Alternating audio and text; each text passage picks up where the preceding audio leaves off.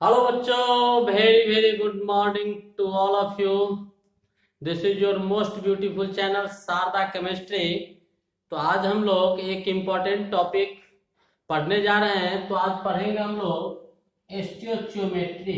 Stoichiometry के विषय में पढ़ेंगे कि स्टोइचियोमेट्री क्या होता है। स्टोइचियोमेट्री का कॉन्सेप्ट फिजिकल केमिस्ट्री के लिए बहुत ही इंपॉर्टेंट होता है फॉर कैलकुलेशन। फिजिकल केमिस्ट्री में स्टोइचियोमेट्री का बहुत ज्यादा इंपॉर्टेंस होता है। तो चलिए समझते हैं कि स्टोइचियोमेट्री क्या होता है। तो स्टोइचियोमेट्री बेसिक चीज पहले जानते हैं। दो ग्रीक वर्ड से बना है, एक आपका स्टोइकियो और दूसरा मेट्री। ये दोनों कौन सा वर्ड है? ग्रीक वर्ड है। ये दोनों कौन सा वर्ड है? ये भी ग्रीक वर्ड और ये भी ग्रीक वर्ड है। स्टोइचियो का मतलब होता है एलिमेंट और मेट्री का मतलब होता है मेजरमेंट। मेट्री का मतलब measurement. It means stoichiometry means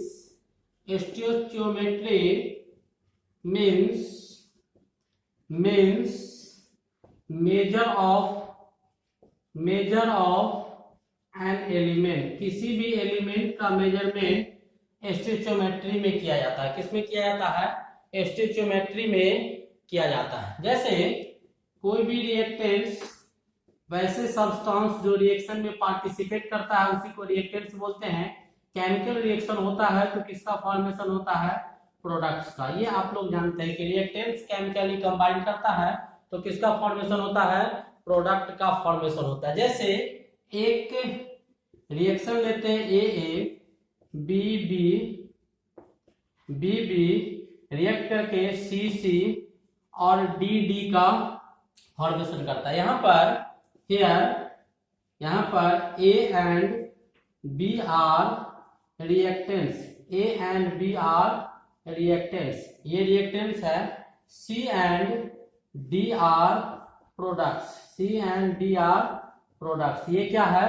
products है। और ये small a, small b, small c और स्मॉल डी क्या होता है वो जानिए। तो small a here, small a b c and D are ये आपका stoichiometry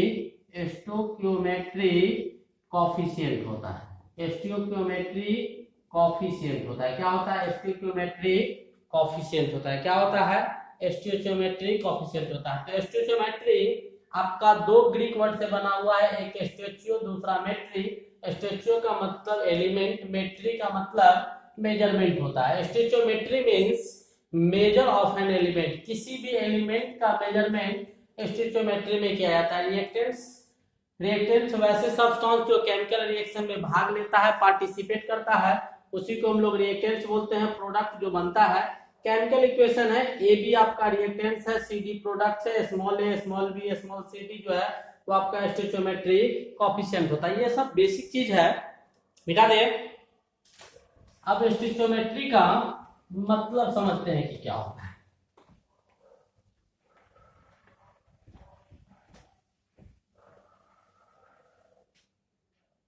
when any chemical reaction is written in balanced form, then it gives a quantitative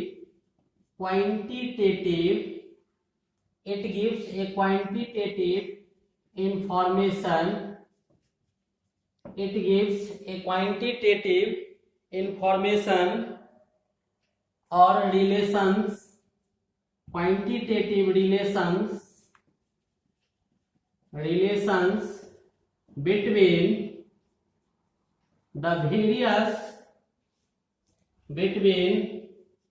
the various reactants and products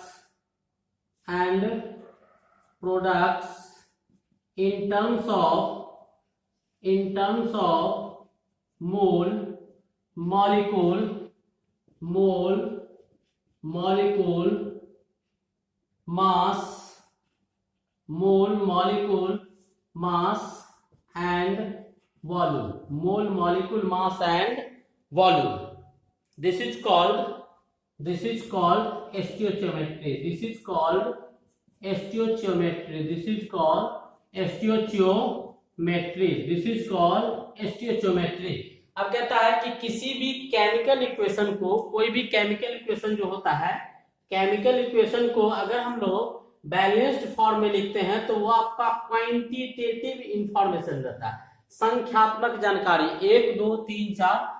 quality से मतलब नहीं है, quantity से मतलब है. Quantitative information देता है किस किस के बीच में, तो रिएक्टेंट्स के बीच में, प्रोडक्ट के बीच में, और प्रोडक्ट रिएक्टेंट्स के बीच में क्वांटिटेटिव इंफॉर्मेशन को देने का काम कौन करता है, स्टोइचोमेट्री करता है. और किस टर्म में देता है, तो मॉलिक्यूल्स के टर्म में, यानी रिएक्टेंट्स के मॉलिक्यूल्स के बीच रिलेशन बताता है, रिएक्टेंट्स के मोल्स के बीच रिलेशन बताता है, मास के बीच बताता है, वॉल्यूम के बीच बताता है. इसी को हम लोग क्या बोलते हैं, स्टोइचोमेट्री बोलते हैं. क्या बोलते हैं, स्टोइचोमेट्री बोलते हैं. जैसे हम एक एग्जांपल लेते हैं, फिर समझाते हैं आपको कि स्टोइचोमेट्री क्या होता है. जैसे CaCO3, कैल्शियम कार्बोनेट का रिएक्शन HCl के साथ कराते हैं तो फॉर्मेशन क्या चीज का होता है, कैल्शियम क्लोराइड H2O और CO2 गैस.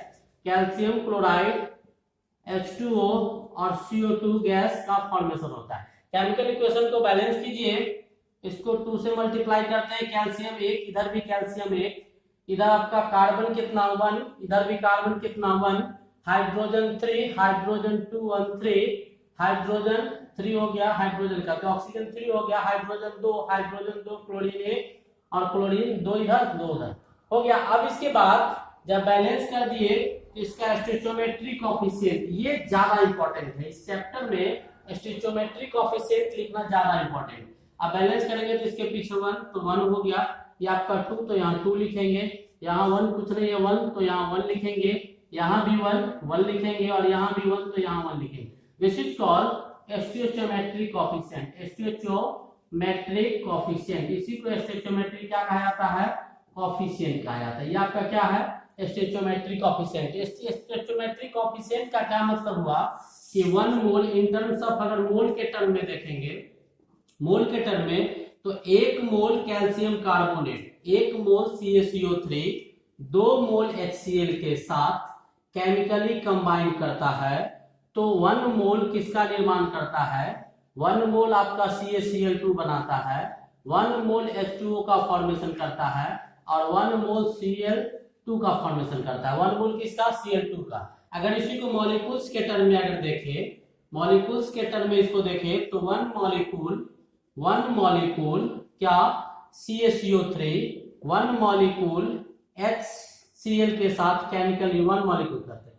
2 मॉलिक्यूल्स HCl के साथ केमिकली कंबाइन करता है तो 1 मॉलिक्यूल किसका फॉर्मेशन करता है, 1 मॉलिक्यूल बनाएगा CaCl2, 1 मॉलिक्यूल वाटर का निर्माण करेगा, और उसके बाद 1 मॉलिक्यूल CO2 का निर्माण करेगा. यही आपका स्टोइचोमेट्री बताता है. अगर इसी को वॉल्यूम के टर्म में देखें तो वॉल्यूम के टर्म में देखेंगे तो ये 1 है, मान लेते हैं कि 20 ml यहाँ लिए, तो ये 2 गुना 1 है तो ये 2 है, तो ये कितना हो जाएगा 40 ml. कहने का मतलब कि 20 ml calcium carbonate 40 ml HCl के साथ केमिकली कंबाइन किया तो 20 ml किसका फॉर्मेशन किया, Cl2 का, 20 ml H2O का फॉर्मेशन किया, और 20 ml किसका फॉर्मेशन किया, CO2 का फॉर्मेशन किया. इसी को अगर वॉल्यूम STP पर लेते हैं, वॉल्यूम अगर STP पर लिया जाए तो ये आपका 1 मोल है तो 1 मोल यानी क्या 22.4 लीटर, और ये कितना बनाएगा 2 मोल है तो 44.8 लीटर. कंबाइन किया तो कितना बना है 22.4 लीटर. ये कितना 22.4 लीटर 1 मोल था, और ये कितना 22.4 लीटर. ये किस पर है, तो एट STP या NTP, STP पर या फिर NTP पर ये फॉर्मेशन होता है. इसी को अगर हम लोग मोल्स में देखें, मॉलिक्यूल्स में देखें, इसमें मास में अगर देखेंगे, इसी का अगर कॉन्सेप्ट मास में लिखेंगे तो 1 मोल, तो 1 मोल यानी क्या, मोलर मास. तो मोलर मास जब इसका निकालेंगे तो कैल्शियम का मास कितना होता है, पहले लिख लेते हैं. कैल्शियम का मास कितना होगा 40, कार्बन का मास कितना होगा 12, ऑक्सीजन का मास कितना होगा 16, हाइड्रोजन का मास कितना होगा 1 और क्लोरीन का मास कितना होगा 35.5। अगर इसका मोलर मास हम लिखेंगे तो 1 मोल दिया हुआ है, तो इसका अगर मास देखते हैं तो मास क्या होगा इसका, तो देखिएगा कैल्शियम कितना है 1, तो क्या लिखेंगे 40, और कार्बन कितना है 1, क्या लिखेंगे 12, ऑक्सीजन कितना है 3, तो 16 मल्टीप्लाई बाई 3, ओवरऑल कितना आ जाएगा 100 ग्राम। ये कितना आया 100 ग्राम। वैसे इसका अगर लिखेंगे तो 2 इधर, हाइड्रोजन का मास 1, क्लोरीन का 35.5, इसको मल्टीप्लाई कर देंगे तो कितना आ जाएगा 70, 36, 73, कितना आ जाएगा 73 ग्राम, यानी टोटल ये आ गया इधर। इसका अगर लिखेंगे मास, इसका अगर मास लिखते हैं ऐसे, तो इसका कितना आ गया कैल्शियम का 40, क्लोरीन का 35.5 मल्टीप्लाई बाय 2 था तो 2 करेंगे, 71 और 40 कितना हो जाएगा 71, 40, 111 ग्राम। इसका अगर देखेंगे तो कितना आ जाएगा 18 ग्राम वाटर का, और इसका अगर देखेंगे तो कितना आ जाएगा 44 ग्राम, कितना आ जाएगा 44 ग्राम। तो ये आपका स्टोइकियोमेट्री का कोफिशिएंट होता है। क्या होता है तो मोल मॉलिक्यूल्स, इसके बीच रिलेशन है कि 1 मोल होगा तो 1 मॉलिक्यूल्स होगा, 1 मोल 2 मोल के साथ मिला तो 1 मोल CaCl2 को दिया, 1 मोल H2O को दिया, ऐसे हम समझ सकते हैं। बेटा दे चलिए एक और एग्जांपल लेते हैं अच्छा सा।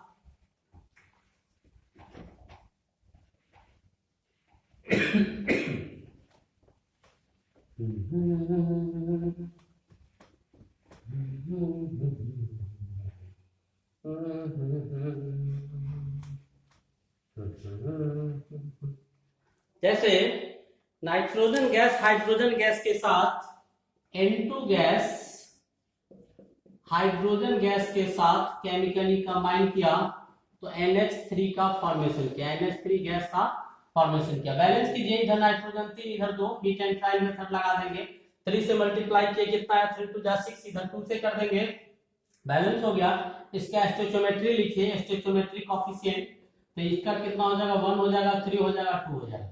इसका क्या मतलब हुआ 1 2 3 ये लिखना बैलेंस फॉर्म में जैसे लिखिएगा ये ज्यादा इंपॉर्टेंट है, ये आपका अधिक इंपॉर्टेंट होता है। इसका मतलब कि मोल के टर्म में अगर इसको लिखते हैं तो 1 मोल N2 किसके साथ 3 मोल H2 के साथ केमिकली कंबाइन किया तो 2 मोल किसका फॉर्मेशन किया NH3 का फॉर्मेशन किया, 2 मोल किसका NH3 का। मॉलिक्यूल्स में लिखेंगे तो 1 मॉलिक्यूल क्या N2, 3 मॉलिक्यूल किसके साथ H2 के साथ केमिकली कंबाइन करता है तो 2 मॉलिक्यूल किसका निर्माण करता है NH3 का निर्माण करता है। अगर इसी को वॉल्यूम के टर्म में लिखें मोलर एसटीपी पर, एट एसटीपी पर अगर लिखते हैं तो ये 1 मोल है तो 22.4 लीटर N2 कितना 22.4 मल्टीप्लाइड बाय 3 लीटर, H2 के साथ केमिकली कंबाइन किया तो 2 into 22.4 लीटर NH3 का फॉर्मेशन किया। सिंपली अगर इसको एसटीपी छोड़ के दूसरी जगह वॉल्यूम पे लिखिए, अगर 20 ml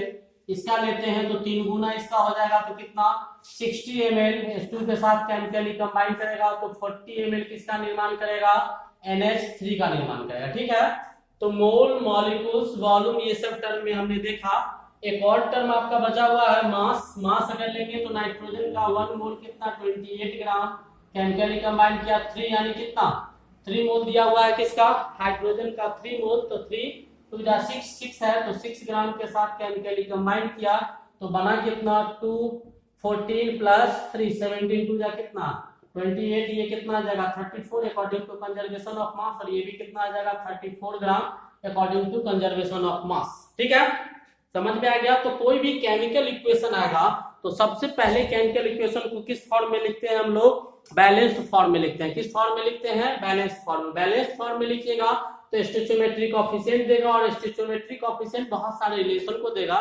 जिससे आप आपस में कितने नंबर ऑफ मोल्स देंगे तो मोल्स बता सकते हैं, दूसरे का मोल देगा, मास बता सकते हैं, वॉल्यूम देगा, मास बता सकते हैं, वॉल्यूम देगा, दूसरा का वॉल्यूम बता सकते हैं। बेटा दे इसको ऐसे हम कुछ केमिकल इक्वेशन आपको पहले दिखाते हैं जिसका स्टोइकियोमेट्री कोफिशिएंट क्या लिखेंगे, फिर हम इसके प्रॉब्लम का चर्चा करेंगे।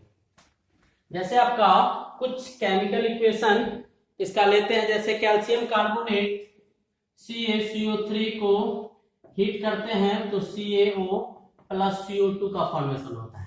ये आपका बैलेंस है, बैलेंस है। इधर एक का कैल्शियम, तीन ऑक्सीजन, एक कार्बन, 1 1 1। तो इसका स्टोइचियोमेट्रिक कोएफिशिएंट क्या होगा? 1 1 1। यानी क्या, 1 मोल CaCO3 को हीट किए तो 1 मोल CaO मिला, ये एक मॉलिक्यूल इसको किए तो 1 मॉलिक्यूल C और ये मिला। 1 यूनिट आपका ये 22.4 लीटर को तोड़े तो 22.4 लीटर ये बना, 22.4 लीटर ये बना। ऐसे ही कुछ और केमिकल इक्वेशन हम लिख सकते हैं, जैसे KClO3 को हम ब्रेक करते हैं, हीट करते हैं, तो KClO3 को हीट कीजिएगा तो क्या बनेगा? KCl और O2, KCl और O2 का फॉर्मेशन होगा। इसको बैलेंस कीजिए, 2 से मल्टीप्लाई कीजिए, 6 ऑक्सीजन, 3 से मल्टीप्लाई कीजिए, हीट एंड ट्राई मेथड लगा देते हैं डायरेक्ट, 3 2 6 ऑक्सीजन बैलेंस हो गया। पोटेशियम 2 था, क्लोरीन 2 हो गया, ये भी बैलेंस हो गया। इसका स्टोइचियोमेट्रिक कोएफिशिएंट लिखेंगे तो क्या आएगा? 2 आएगा, 2 आएगा और 3 आएगा, ये लिख देंगे। ऐसे और भी केमिकल इक्वेशन लिख सकते हैं, जैसे CaNO2NO3 whole twice, CaNO3 whole twice को अगर हम हीट करते हैं तो किसका फॉर्मेशन होता है?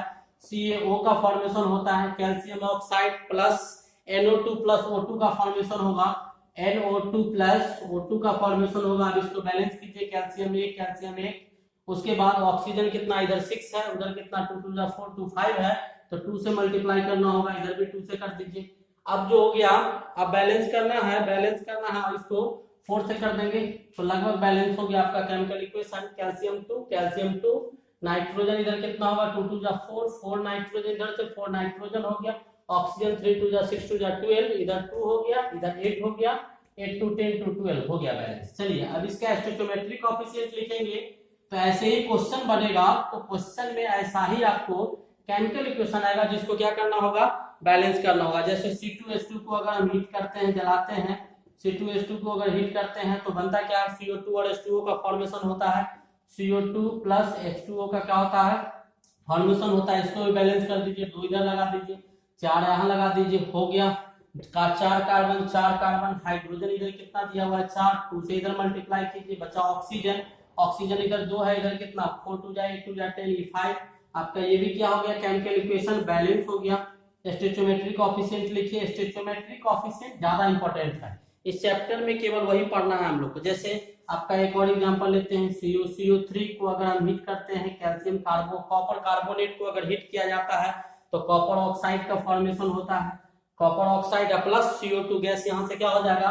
बाहर निकल जाएगा। अब इसका देखिए स्टोइचियोमेट्रिक कोएफिशिएंट देखिए, कॉपर 1 है तो यहाँ भी 1 कॉपर है, ऑक्सीजन 3 है तो 3 ऑक्सीजन है, कार्बन 1 है, यानी बैलेंस है 1 1 1। इसका मतलब क्या? 1 मोल कॉपर कार्बोनेट जो है वो ब्रेक करता है हीट करने पर, तो 1 मोल इसको देता है। मॉलिक्यूल्स में, टर्म्स में, सब में लिख सकते हैं। तो ऐसे स्टोइचियोमेट्रिक कोएफिशिएंट लिखना आना चाहिए। अब इसे स्टोइचियोमेट्री से जो प्रॉब्लम्स आते हैं, जो कैलकुलेशन हम लोग करते हैं केमिस्ट्री में, उस कैलकुलेशन को कई तरह से किया जाता है। इसे 3 प्रकार का क्वेश्चन जनरेट किया जाता है आपको।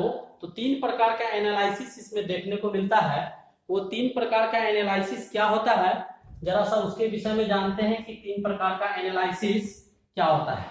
इससे जो क्वेश्चन आता है वो आपको 3 कॉन्सेप्ट में आता है। एक आपका मास रिलेशनशिप का क्वेश्चन आता है, मास इसका क्वेश्चन आता है, मास रिलेशनशिप का क्वेश्चन आता है। एक क्वेश्चन आपको इसे मास रिलेशनशिप से पूछा जाता है। 3 टाइप का प्रॉब्लम्स आते हैं इसमें। मास एनालिसिस होता है, या फिर रिलेशनशिप, मास रिलेशनशिप से क्वेश्चन रहता है। एक आपका दूसरा टाइप के क्वेश्चन का होता है, वो मास वॉल्यूम रिलेशनशिप का होता है। मास और वॉल्यूम के बीच रिलेशन पर आधारित क्वेश्चन होते हैं। और तीसरा जो होता है आपका वॉल्यूम रिलेशनशिप पर डिपेंड क्वेश्चन होता है। वॉल्यूम रिलेशनशिप पर क्या होता है? डिपेंड क्वेश्चन होता है। 3 तरह का क्वेश्चन होता है। एक में मास यानी किसी एक रिएक्टेंस या प्रोडक्ट किसी एक का मास दे देगा, दूसरे का मास पूछेगा तो स्टोइचियोमेट्रिक कोएफिशिएंट की मदद से हम बता देंगे। किसी में मास दे दिया, किसी एक का रिएक्टेंस या प्रोडक्ट किसी एक का मास दे दिया, दूसरा किसी का पूछेगा मास, तो मास निकाल सकते हैं, वॉल्यूम निकाल सकते हैं, वॉल्यूम दे दिया मास निकाल सकते हैं। तीसरा में वॉल्यूम देगा एक का और दूसरा का वॉल्यूम निकाल सकते हैं हम लोग। अब इसको समझेंगे, कुछ क्वेश्चन से मिटा दें।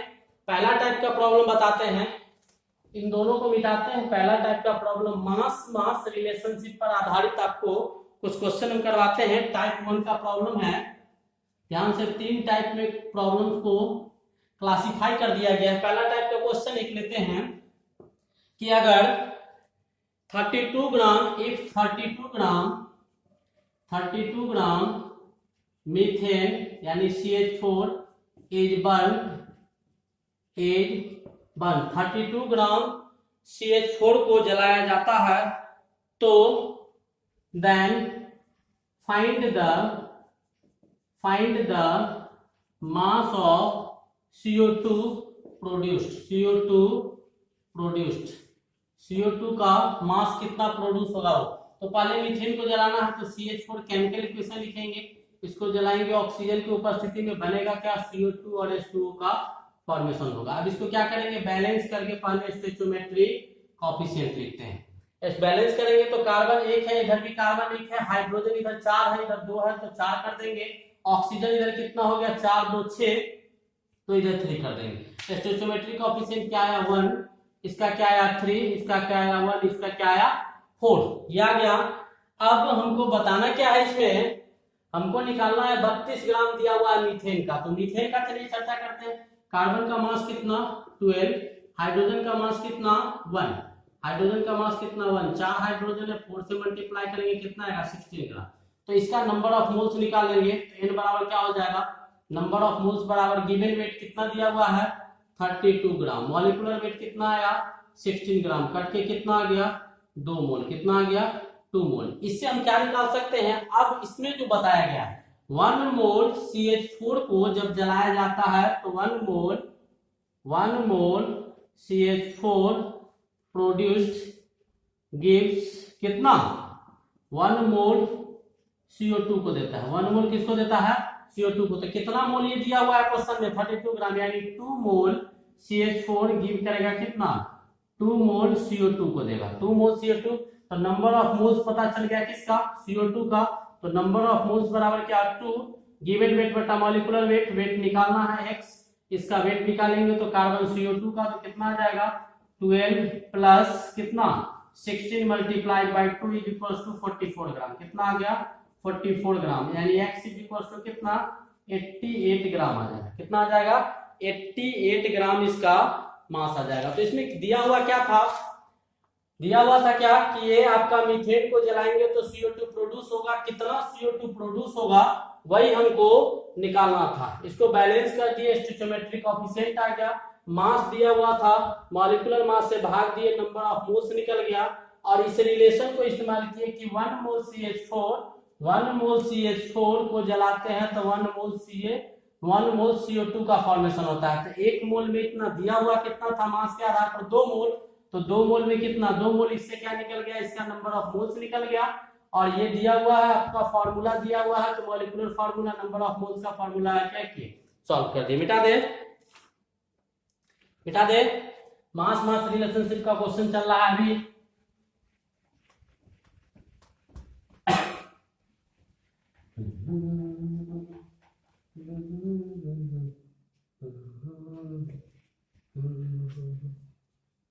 दूसरा क्वेश्चन है find the mass of CO2, question find the mass of CO2 produced, find the mass of CO2 produced when 5.8 gram of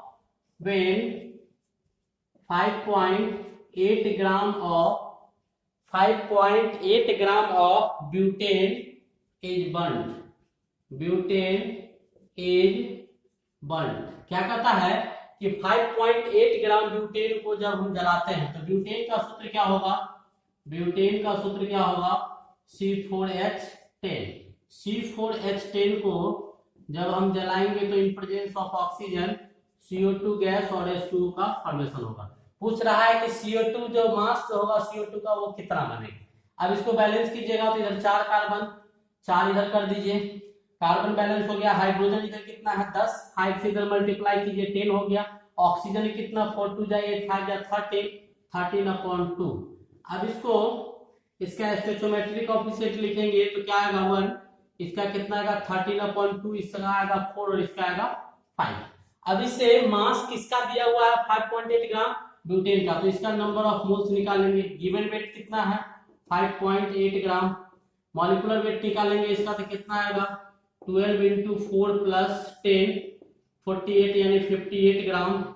58 ग्राम से भाग देंगे तो कितना आएगा मोल आ जाएगा 1/10 मोल आ जाएगा। अब स्टोइचियोमेट्रिक कोएफिशिएंट का इस्तेमाल कीजिए कि 1 मोल C4H10 जब जलता है तो 4 मोल CO2, तो 1 मोल क्या C4H10 गिव्स क्या देता है कितना मोल 4 मोल CO2 को देता है। तो कितना मोल ये दिया हुआ है 1/10 मोल, तो 1/10 मोल CH4 गिव्स क्या करेगा 4 × 1/10 मोल CO2 को देगा। इस कितना आ गया 2/5 यानी 0.4 मोल CO2 को देगा। अब नंबर ऑफ मोल्स पता चल गए किसके CO2 को, तो नंबर ऑफ मोल्स बराबर क्या 0.4 दिया हुआ। गिवन वेट नहीं पता है निकालना है x।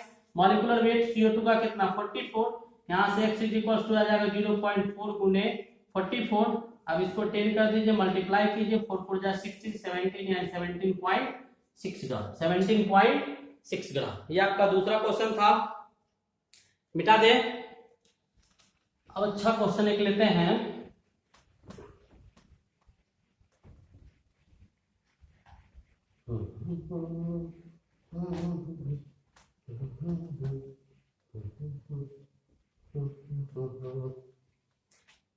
How much iron can be, एक और क्वेश्चन लेते हैं।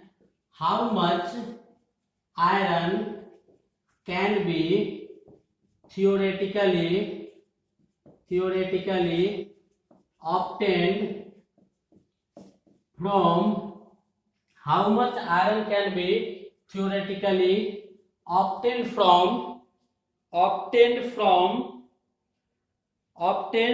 in the reduction of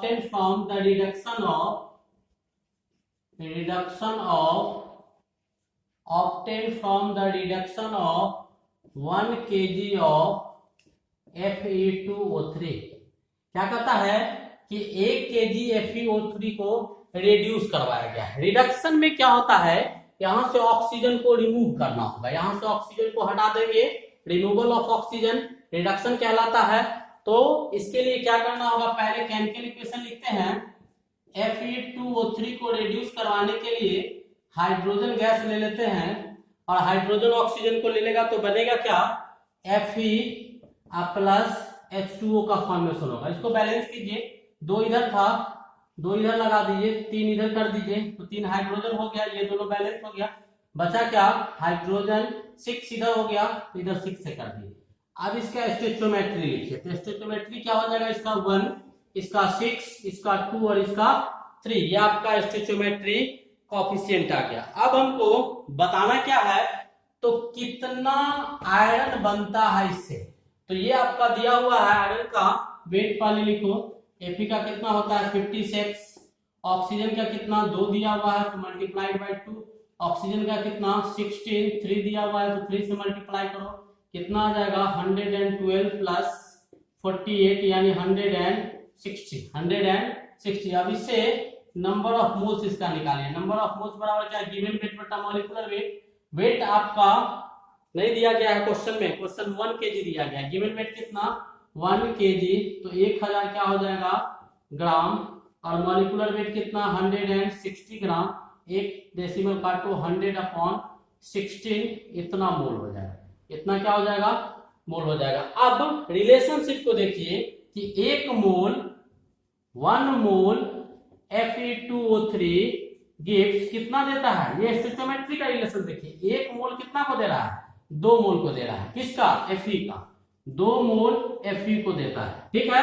अब ये कितना मोल दिया हुआ है तो 100/16 मोल आपका क्वेश्चन में दिया हुआ है, तो ये कितना देगा 2 × 100/16 मोल Fe को देगा, ठीक है। अब 2 से इसको काट दो 8 कितना आएगा 100/8 मोल किसको दिया Fe को दिया। अब पूछ क्या रहा है इसका मास, तो इसका मोल निकल गया कि कितना मोल है 100/8, तो नंबर ऑफ मोल्स बराबर क्या 100/8 जो दिया गया। फॉर्मूला क्या होता है given weight molecular weight given weight नहीं पता है, मॉलिक्यूलर वेट कितना होगा 56। अब इसे क्या कीजिए, x निकाल लीजिए, 100 मल्टीप्लाइड बाई 56 अपॉन 8 7 जा 56, कितना आ गया 700 ग्राम लोहा यहां से प्राप्त होगा। ठीक है, मिटा दे, मिटा दे, चलिए हो गया। मास का एक और क्वेश्चन लिया जाए।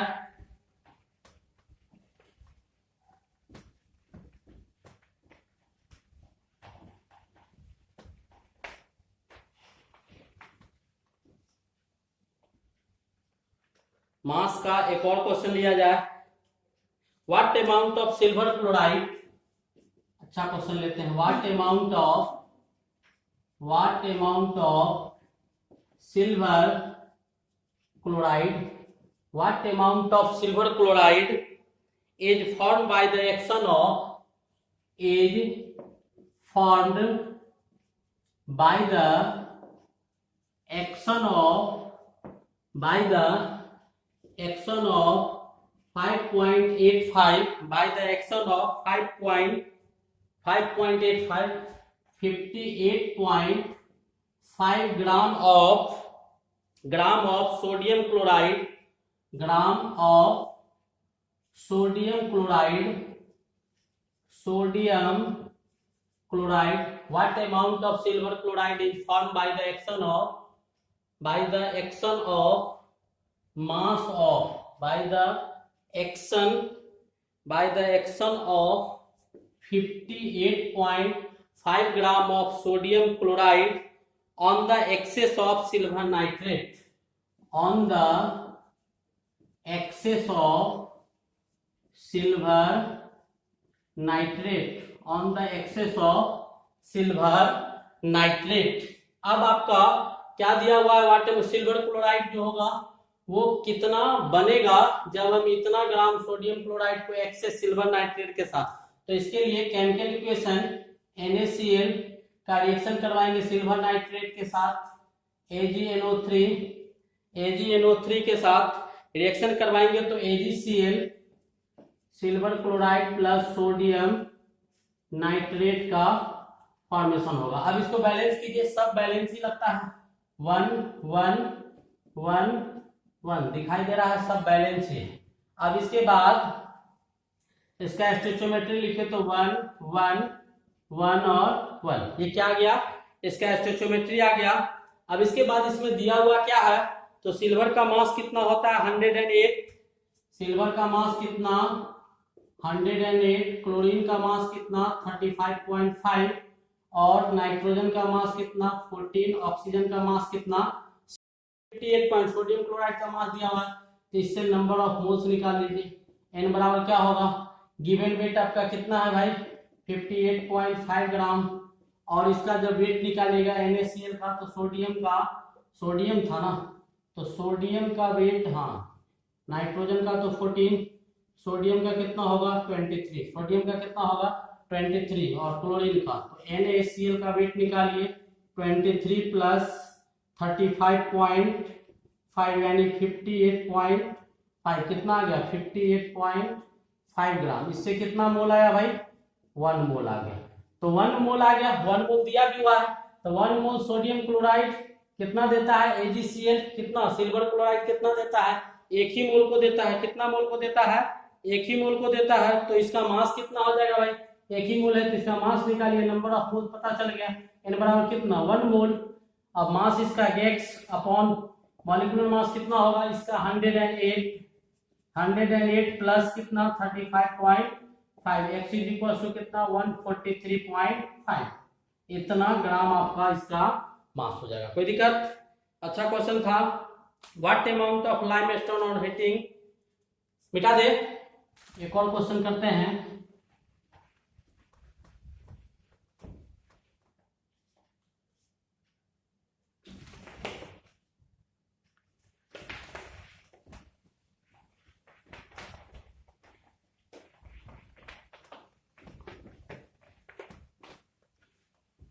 और क्वेश्चन करते हैं, what amount of limestone on heating will give, what amount